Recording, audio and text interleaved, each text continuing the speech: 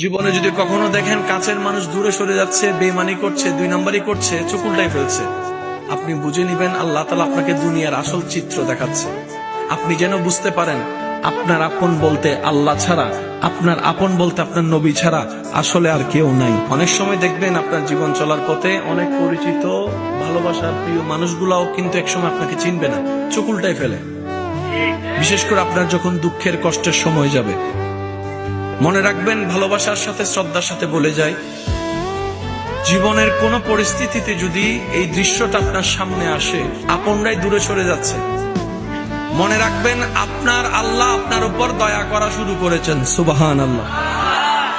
ওই বিপদ থেকে আপনি যাদের সাপোর্ট নিয়ে উঠতে চাচ্ছেন, রব চাচ্ছেন আপনাকে কেউ না করুক সাপোর্ট, আপনার আল্লাহ স্বয়ং আপনাকে সাপোর্ট করতে চাচ্ছে বলেই মানুষকে দূরে সরাই দিচ্ছে। সুবহানাল্লাহ।